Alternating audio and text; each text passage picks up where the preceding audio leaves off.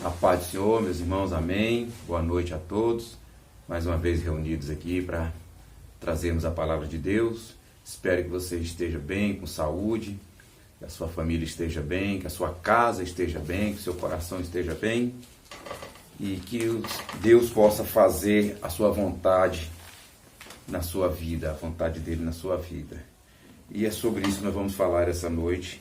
É sobre a vontade de Deus, que o texto diz que a vontade de Deus ela é boa, ela é agradável e perfeita. Isso está relatado lá em Romanos capítulo 12, versículo 1 e 2. Vamos fazer a leitura do texto. Rogo-vos, pois, irmãos, pela misericórdia de Deus, que apresentei o vosso corpo por sacrifício vivo, santo e agradável a Deus, que é o vosso culto racional.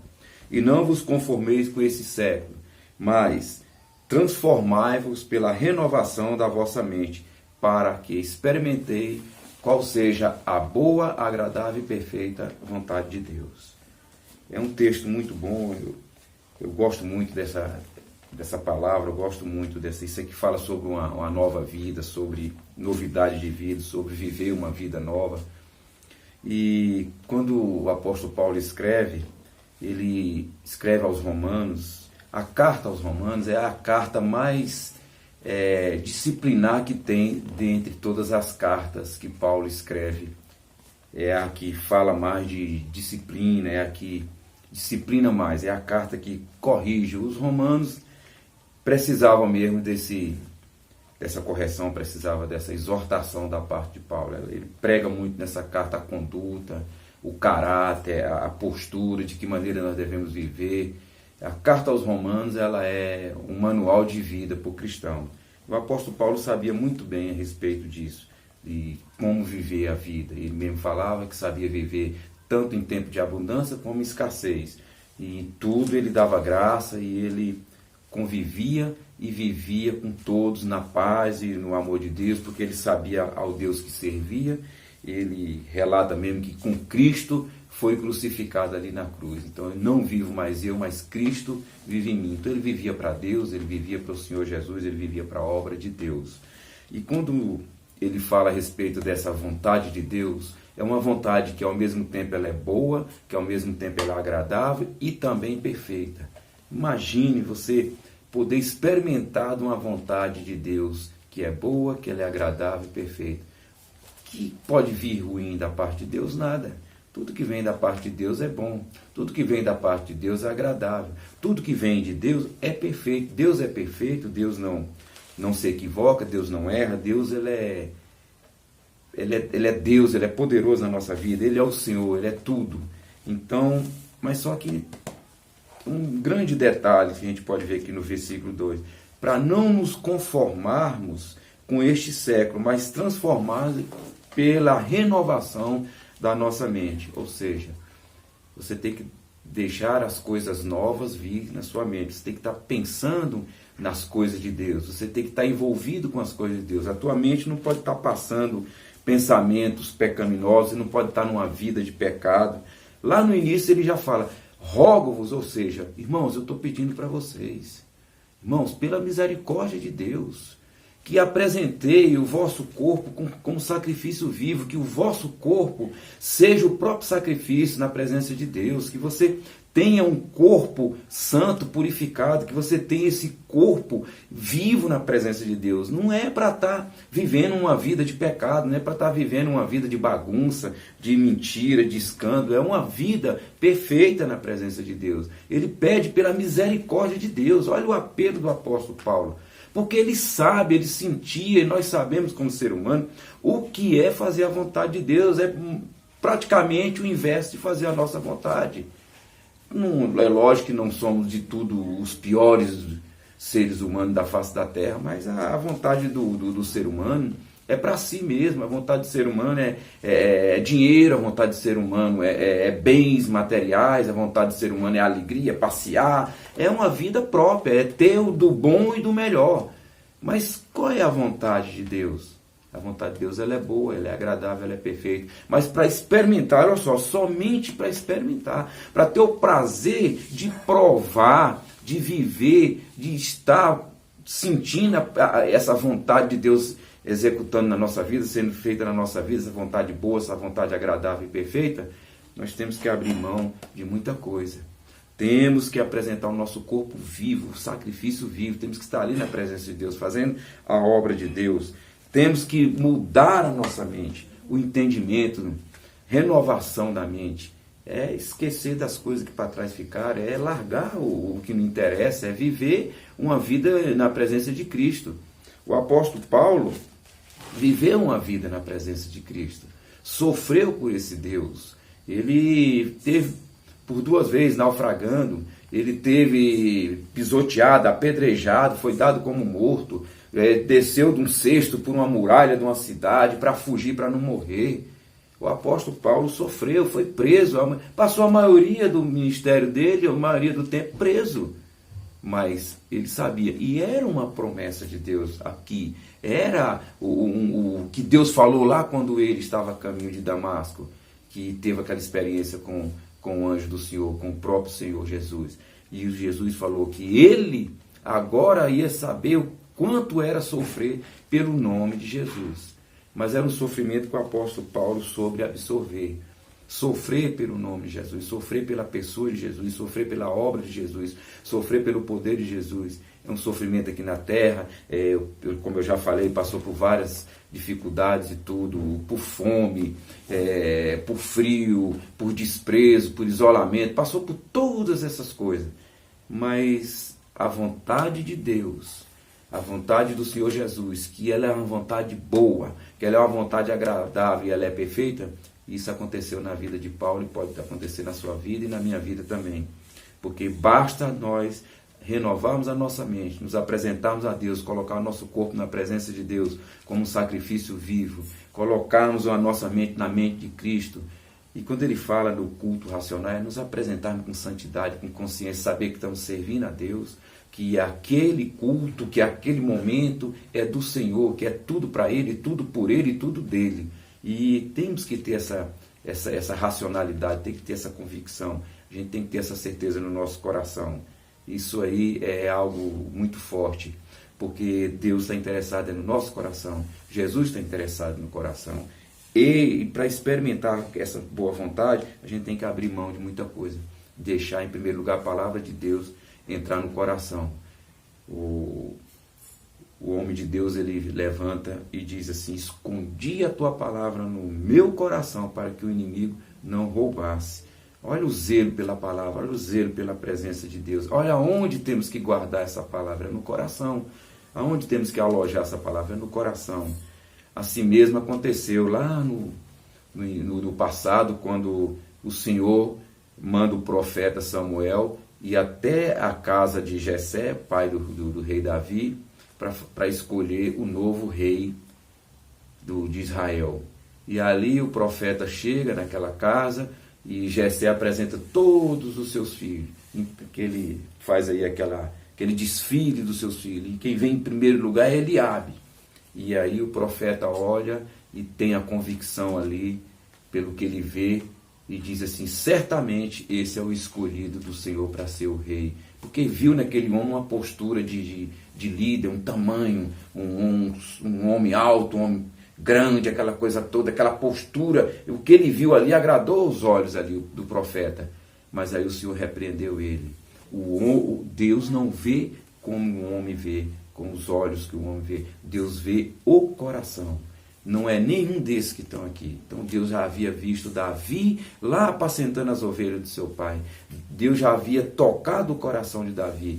Deus já havia alcançado o coração de Davi. Então, para experimentarmos a vontade de Deus, uma vontade boa, uma vontade agradável, uma vontade feliz, uma vontade de fazer o seu filho feliz, uma vontade de estar com o seu filho, de proporcionar o melhor para o seu filho, essa vontade boa, que finda numa vontade perfeita, temos que abrir o coração para Deus, temos que renovar a nossa mente, temos que sermos transformados, temos que deixar as coisas desse mundo, as coisas que não agradam a Deus, as coisas que simplesmente agradam a carne.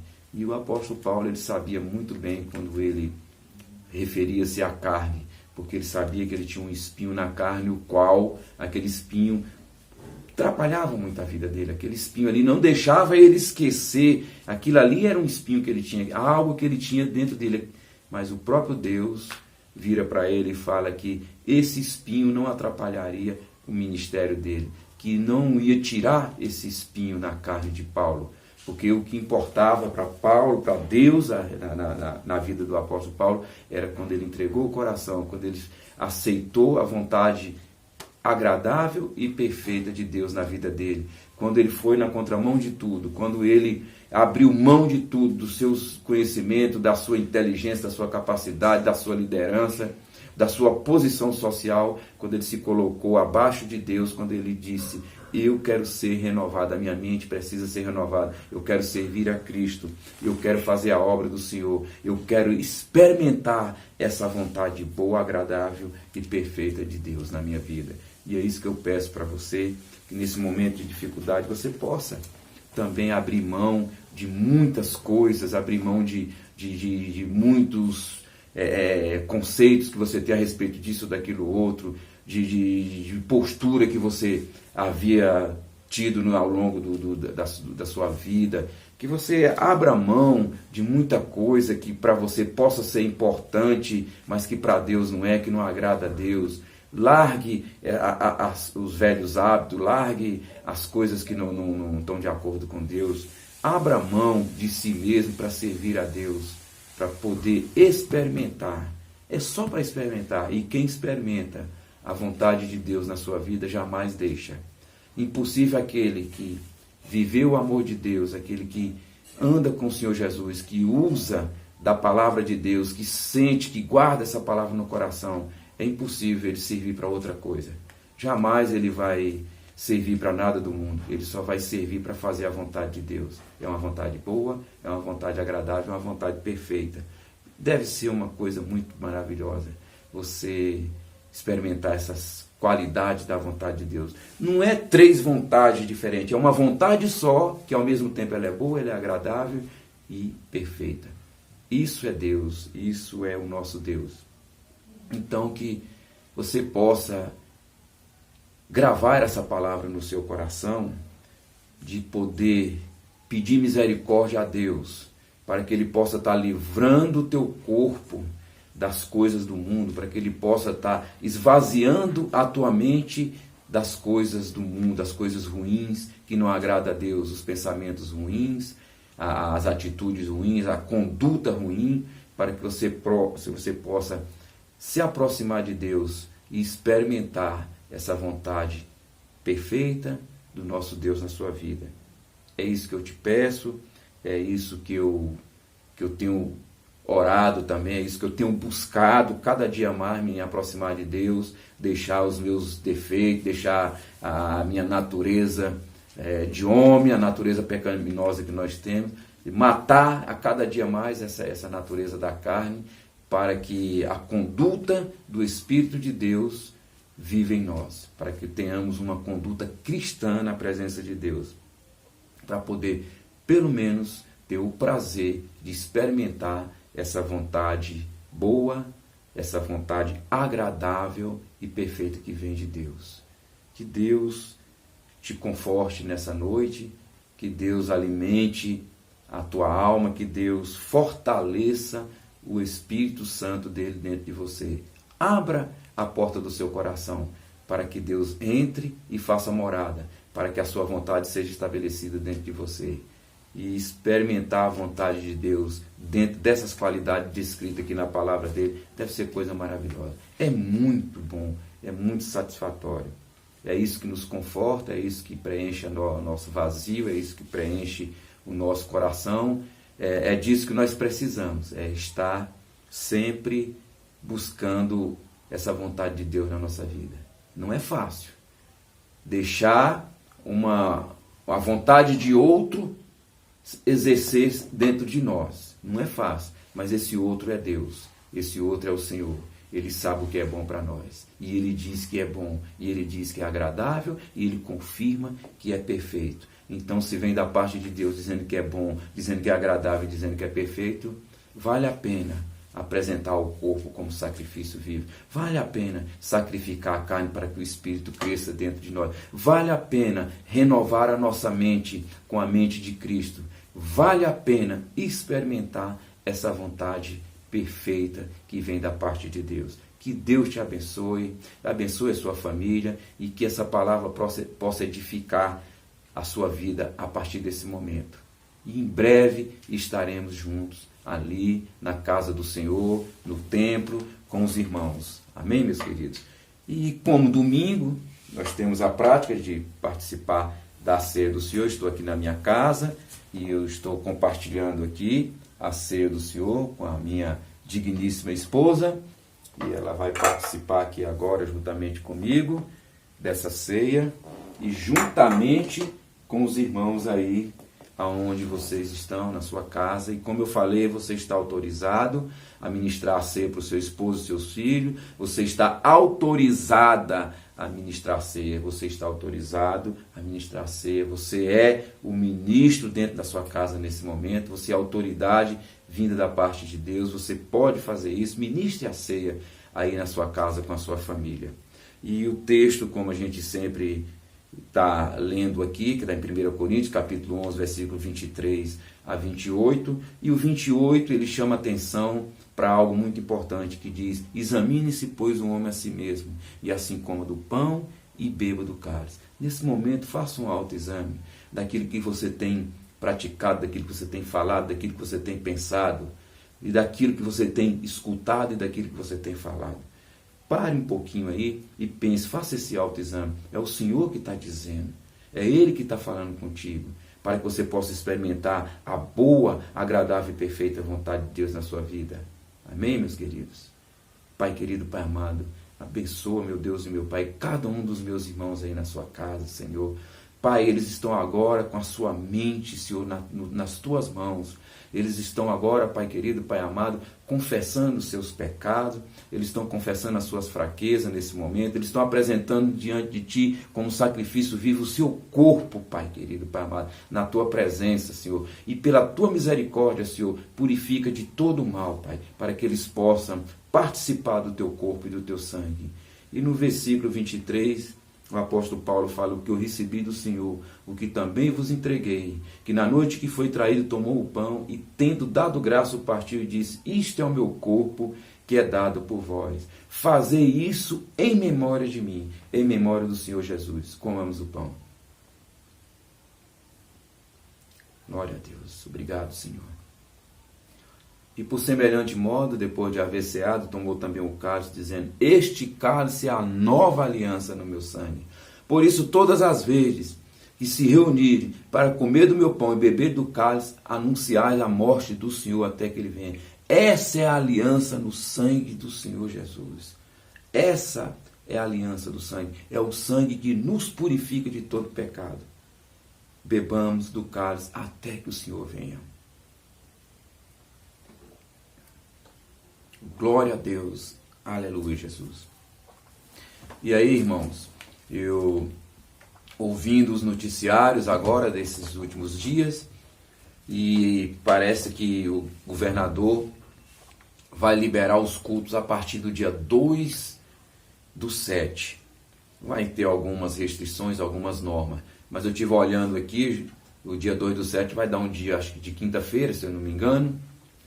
E eu estou pensando em lançar um desafio para os irmãos, que a partir do finalzinho de junho, começo de julho, e o primeiro culto de domingo, após a liberação, que possamos nos reunir lá na igreja, no culto de celebração, no culto de boas-vindas, no culto de boas novas, no culto para podermos celebrar a ceia do Senhor. Vamos fazer um grande jantar ali na igreja. Cada um vai contribuir com aquilo que tiver proposto no seu coração, vai levar ali um prato, vai levar alguma coisa. Eu estou lançando essa ideia para os irmãos, e se os irmãos aprovarem, dê lá no grupo, lá, ou no particular do nosso WhatsApp, dê um joinha, dê um ok, dê uma confirmação, dê um amém, eu concordo. E se possível, diga aí: eu vou levar isso, eu vou levar uma carne assada, eu vou levar um refrigerante, eu vou levar alguma coisa, e vamos trabalhar nisso aí, e vamos nos motivar para esse grande retorno naquele primeiro domingo após a liberação do governo. Que Deus abençoe a cada um dos irmãos e até lá, em nome de Jesus.